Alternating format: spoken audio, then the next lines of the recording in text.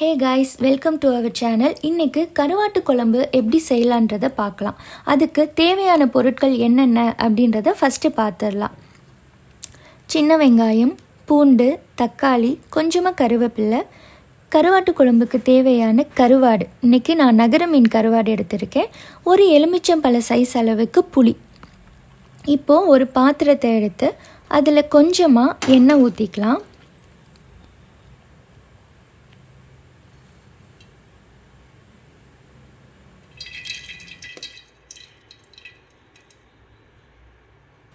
எண்ணெய் நல்லா காஞ்சதுக்கப்புறமா கொஞ்சமாக வெந்தயம், சோம்பு இது ரெண்டையும் ஆட் பண்ணிவிட்டு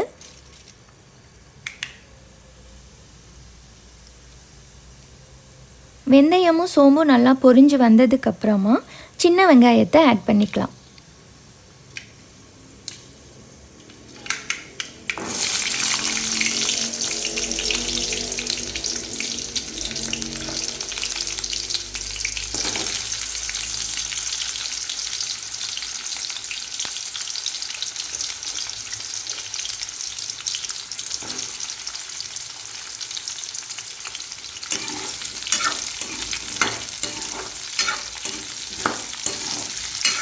இப்போ சின்ன வெங்காயம் ஆட் பண்ணியாச்சு.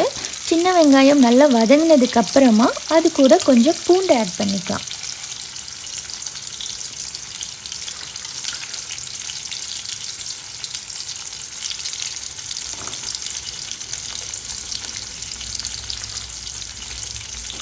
சின்ன வெங்காயத்தை நான் கட் பண்ணலை, அப்படியே தோல் உரிச்சிட்டு நான் முழுசாகவே சேர்த்துருக்கேன். பூண்டு சேர்த்தாச்சு. இப்போ சின்ன வெங்காயமும் பூண்டும் நல்லா வதங்கணும்.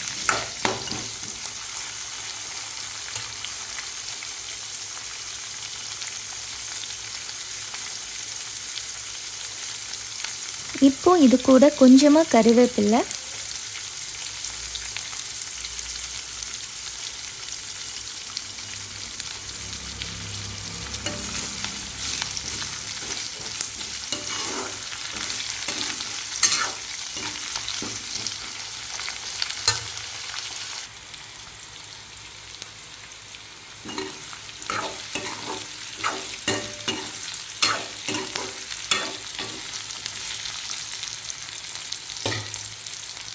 வெங்காயமும் பூண்டும் நல்லா வதங்கிருச்சு. இது கூட தக்காளி ஆட் பண்ணிக்கலாம்.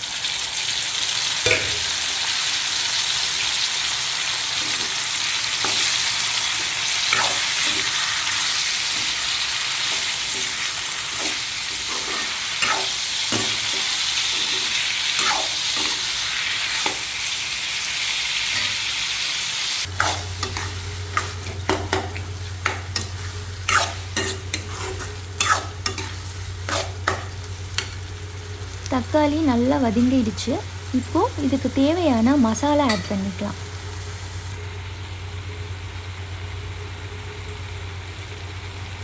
ரெண்டு ஸ்பூன் மல்லித்தூள்,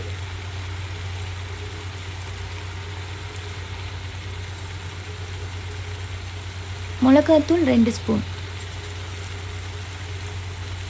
ரெண்டும் நான் ஈக்குவலாகவே போட்டிருக்கேன். இப்போ இதை நல்லா வதக்கி விடலாம்.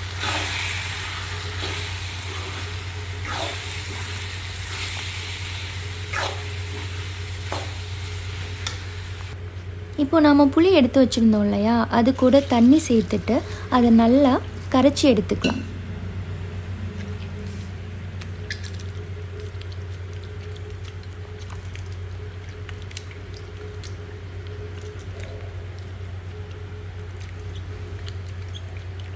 இப்போது புளி தண்ணியை இது கூட ஆட் பண்ணிக்கோங்க.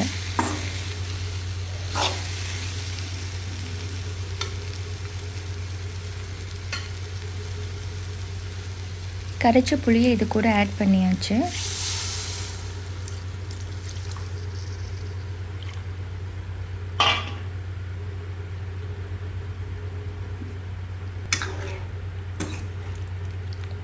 இதை நல்லா மிக்ஸ் பண்ணிவிட்டு இப்போது இதுக்கு தேவையான உப்பு சேர்த்துக்கலாம்.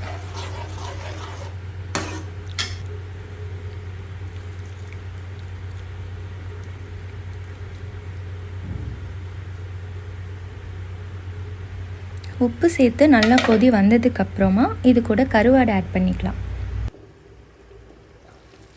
இப்போது நல்லா கொதி வந்துடுச்சு. இப்போது நம்ம அலசி வச்சுருக்க கருவாடை இது கூட ஆட் பண்ணிடலாம்.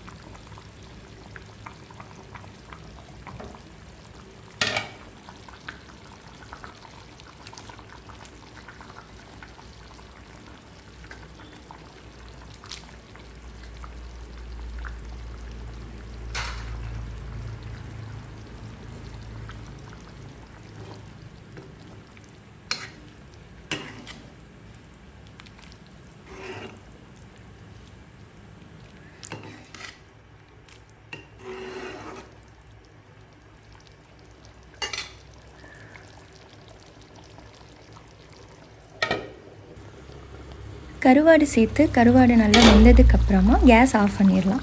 அவ்வளோதான், சுவையான கருவாட்டு குழம்பு ரெடி.